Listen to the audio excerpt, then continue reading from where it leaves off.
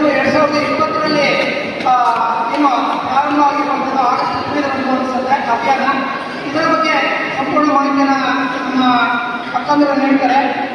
ಹಾಗೆ ಈ ದುಶ್ಚಟ ಅಂದ ತಕ್ಷಣ ಗೊತ್ತಾಗ್ತಾರೆ ನಿಮಗೆ ನಮ್ಮಲ್ಲಿರುವಂತಹ ದುಶ್ಚಟಗಳು ಇರ್ಬೋದು, ಯಾವುದೋ ಕೆಲವರೆಲ್ಲ ಈ ದುಶ್ಚಟಕ್ಕೆ ಒಳಗಾಗಿರುವಂಥವ್ರು ಇರ್ಬೋದು, ಡ್ರಗ್ಸ್ ಇರ್ಬೋದು, ಆಮೇಲೆ ಈ ಧೂಮಪಾನ ಇರ್ಬೋದು, ಮದ್ಯಪಾನ ಇರ್ಬೋದು, ಅಥವಾ ಬೇರೆ ಬೇರೆ ವ್ಯಸನ ಅಭ್ಯಾಸವಾಗಿ ಇಟ್ಕೊಂಡಿರುವಂಥವ್ರು ಇರ್ಬೋದು. ಇದರಿಂದ ಏನಾಗ್ತದೆ ಅಂತ ಹೇಳಿದ್ರೆ ನಮ್ಮ ಆರೋಗ್ಯ ಇರುತ್ತೆ. ಈ ಆರೋಗ್ಯವಂತರಾಗಿರ್ಬೇಕಾದ್ರೆ ಇದರಿಂದ ಮುಕ್ತರಾಗಬೇಕು ನಾವು ಅಲ್ವಾ. ಅದು ದೊಡ್ಡವರಲ್ಲಿ ಧೂಮಪಾನ ಮನೆಯಲ್ಲೇ ಕೆಲವರು ಏನು ಮಾಡ್ತಾರೆ, ಧೂಮಪಾನ ಮಾಡುವಂಥವ್ರು ಇರ್ಬೋದು, ಮದ್ಯಪಾನ ಮಾಡುವಂಥವ್ರು ಇರ್ಬೋದು. ಅದನ್ನು ನಾವು ತಿಳುವಳಿಕೆ ಇದ್ದಂಥವರು ಅದರ ಬಗ್ಗೆ ಗೊತ್ತಿರುತ್ತೆ. ಇದರಿಂದ ಅನೇಕ ಕಾಯಿಲೆಗಳಿಗೆ ತುತ್ತಾಗುವಂಥ ಸಂದರ್ಭಗಳಿರ್ತವೆ. ಈಗ ಉದಾಹರಣೆಗೆ ಯಾವುದೋ ಕ್ಯಾನ್ಸರ್ ಇರ್ಬೋದು, ಅಥವಾ ಇನ್ನು ದೇಹಕ್ಕೆ ಸಂಬಂಧಪಟ್ಟಂತಹ ಅನೇಕ ಕಾಯಿಲೆಗಳಿಗೆ ತುತ್ತಾಗುವಂಥ ಸಂದರ್ಭಗಳಿರ್ಬೋದು. ಇದರಿಂದ ನಾವೇನಾಗಬೇಕು, ದೂರ ಇರಬೇಕು, ದುಶ್ಚಟದಿಂದ ದೂರ ಇರಬೇಕು.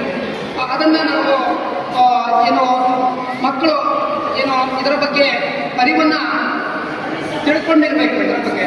ಆಗ ಏನಾಗ್ತದೆ ಅಂದರೆ ಇದನ್ನೆಲ್ಲ ನಾವು ದೂರ ಮಾಡ್ಬೋದು. ನಮ್ಮ ಮುಂದೆ ಯಾರಾದರೂ ನಮ್ಮ ಸಂಬಂಧಿಕರು ಯಾರು ಅಥವಾ ನಮ್ಮ ಮನೆಯವರೇ ಇರ್ಬೋದು, ಅವಳಿಗೆ ನಾವು ತಿಳಿ ಹೇಳಿದಾಗ ಅವರು ಏನು ಇದರಿಂದ ದೂರ ಆಗಿ ಒಳ್ಳೆಯ ವ್ಯಕ್ತಿಗಳಾಗಲಿಕ್ಕೆ ಸಾಧ್ಯ ಆಗ್ತದೆ, ಆರೋಗ್ಯವಂತರಾಗಲಿಕ್ಕೆ ಸಾಧ್ಯ ಆಗ್ತದೆ ಅಂತ ಹೇಳ್ತಾ, ಹಾಗೆ ಈ ಒಂದು ಕಾರ್ಯಕ್ರಮದಲ್ಲಿ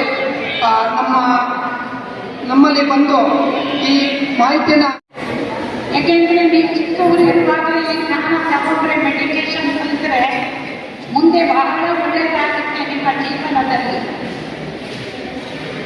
ಏಕೆಂದರೆ ನಾವು ಸಮಾಜ ನಮ್ಮೆಲ್ಲರಿಂದಲೂ ಆಗಿರುವಂಥದ್ದು. ನಾವೆಲ್ಲ ಉತ್ತಮ ಸಮಾಜವನ್ನು, ಉತ್ತಮ ದೇಶವನ್ನು ನಿರ್ಮಾಣ ಮಾಡಬೇಕು ಅಂತಂದರೆ ನಾವೆಲ್ಲ ಉತ್ತಮರಾಗಬೇಕಾಗಿದೆ.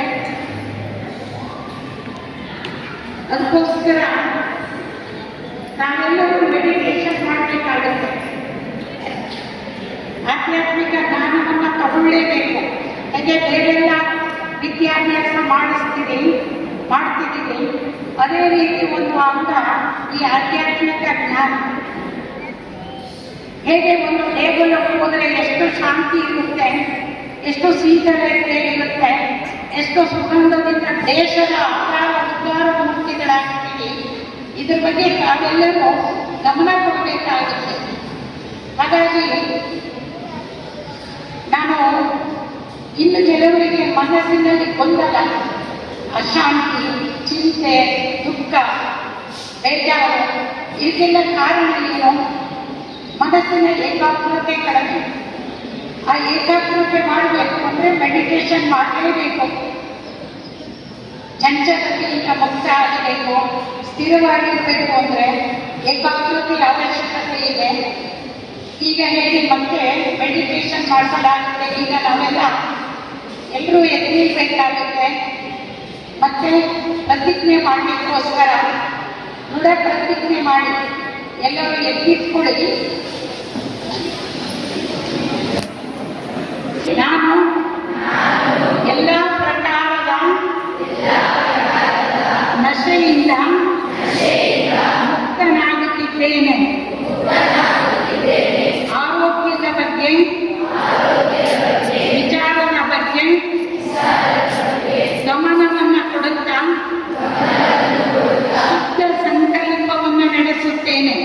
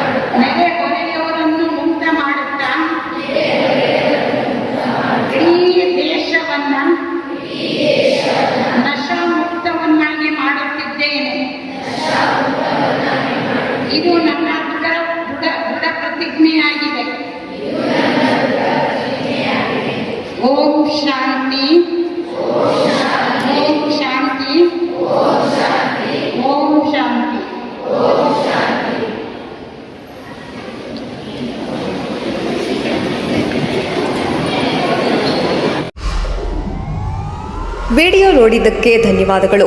ಮುಂದಿನ ವಿಡಿಯೋದಲ್ಲಿ ಸಿಗೋಣ. ಕ್ಷಣ ಕ್ಷಣದ ಸುದ್ದಿಗಾಗಿ ವೀಕ್ಷಿಸಿ ನ್ಯೂಸ್ ಕರ್ನಾಟಕ, ಸದಾ ನಿಮ್ಮ ಜೊತೆ.